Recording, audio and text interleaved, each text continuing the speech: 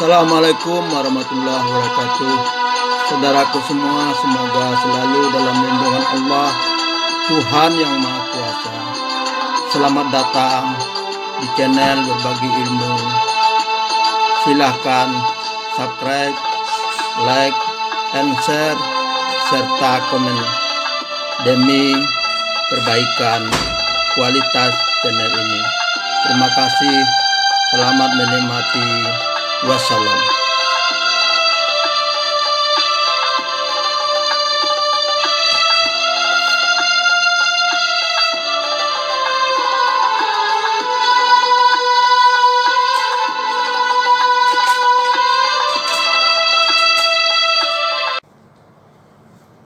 Bismillahirrahmanirrahim. Assalamualaikum warahmatullahi wabarakatuh. Alhamdulillahirabbil alamin. Salatu wassalamu ala Rasulillah wa ala alihi wasallam. Amma ba'd. Qala Allah Ta'ala fi kitabillah minal syaitonir rajim. Bismillahirrahmanirrahim. Wa ista'adzana rabbukum la in zakartum la azidannakum wa la in kafartum inna azabi lasadid. Sadaqallahul azim. Kaum muslimin yang berbahagia, pencinta ilmu yang dirahmati Allah Subhanahu wa taala, pertama kali dari kita menyampaikan puji syukur kepada Allah Subhanahu wa taala bahwa kita masih diberikan kesehatan, kesempatan untuk hidup dan beribadah kepada Allah Subhanahu wa taala. Semoga semua amal ibadah kita terima oleh Allah Subhanahu wa taala. Kaum muslimin pecinta ilmu yang dirahmati oleh Allah, hari ini kita bincang-bincang tentang mensyukuri nikmat kemerdekaan. Indonesia sekarang sudah berumur 75 tahun. Karena itu bangsa yang baik adalah bangsa yang mensyukuri jasa-jasa pahlawan dengan mengisi, memelihara dan memantapkan kemerdekaan ini dengan berbagai aktivitas yang baik. Karena itu jika kita bersyukur kata Allah, maka Allah akan tambahkan nikmat itu kepada kita. Dalam surat Ibrahim ayat 7 Allah katakan, la in zakartum la azidannakum wa la in kafartum inna azabi lasadid. Jika kita bersyukur, maka Allah akan tambah nikmat itu. Jika kita kufur, maka Allah akan memberikan azabannya. Di dalam ayat itu ada 4 huruf taukid yang digunakan. Pertama, la in, yang bisa kita artikan jika kalian sungguh-sungguh sakartum, bersyukur. Artinya bersyukurnya itu benar-benar secara kontinu, maka Allah juga jawab la azidannakum, dan aku pasti akan tambah. Kemudian Allah katakan lagi dengan huruf taukid lainnya, walain, lain kafartum, jika kalian kufur, jika kalian sungguh-sungguh kufur,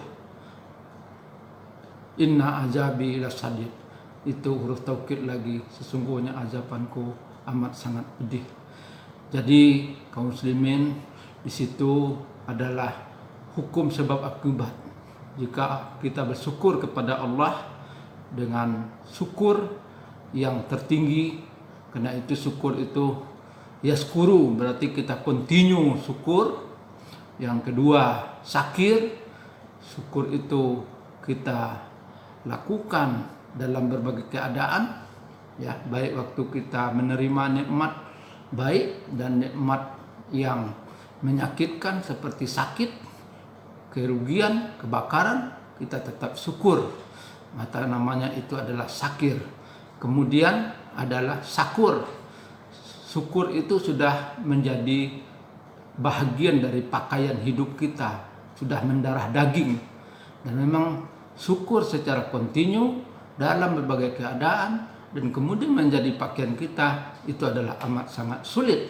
Karena itu Allah katakan di dalam surat As-Saba ayat 13, ya, qalilum min ibadiyas syakur, ya, sedikit dari hambaku itu yang hanya bisa menjadi syakur, orang yang syukurnya itu menjadi pakaiannya. Karena itu sebagai bangsa, mari kita bersyukur setiap diri, melakukan kebaikan-kebaikan sebagai anggota masyarakat, sebagai kelompok, dan sebagai pemimpin. Mari kita tebar kebaikan mari kita berbuat yang terbaik, mari kita menjaga NKRI ini dengan mengisi kebaikan-kebaikan sesuai dengan fungsi dan profesi kita masing-masing. Sebagai pelajar dan mahasiswa, kita belajar sungguh-sungguh. Sebagai pegawai ASN, kita layani masyarakat dengan sungguh-sungguh. Sebagai pedagang, kita berdagang dengan seadil-adilnya, jangan curang mengurangi timbangan. Sebagai ekonom dan lain sebagainya. Sebagai hakim, kita letakkan keadilan itu sebaik-baiknya. Insya Allah, jika kita bersyukur, karena syukur itu dalam arti yang luas adalah menggunakan semua nikmat Allah yang diberikan ini sebaik-baiknya sesuai dengan tujuan diciptakan nikmat itu. Karena itulah janji Allah tadi, la in sakartum, jika kalian sungguh-sungguh bersyukur, la azidanakum, aku pasti akan tambah nikmat itu. Tetapi jika kalian itu kufur, mengingkari nikmat itu, dan apalagi kufur kepada Allah, mengingkari Allah, maka tunggulah azabanku amat sangat.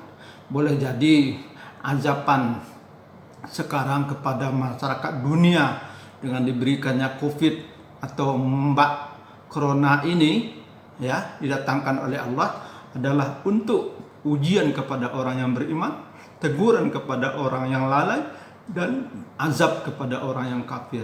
Kita tahu kaum muslimin sekarang itu masyarakat dunia sedang mengalami krisis ekonomi minus 3%. Indonesia itu minus 5,3%. Karena itu mari bagi kita yang punya kekayaan, mari kita infakkan, bantu saudara kita, kemudian bekerja keras, tetap memperhatikan fenomena yang ada, tetap disiplin mengikuti protokol kesehatan.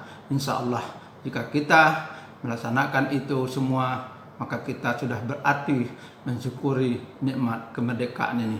Jangan kita mau diadu domba, jangan kita mau dikacaukan, jangan kita mau dihasut, dipecah belah dengan berita-berita yang tidak baik, yang pada akhirnya adalah merugikan kita sendiri.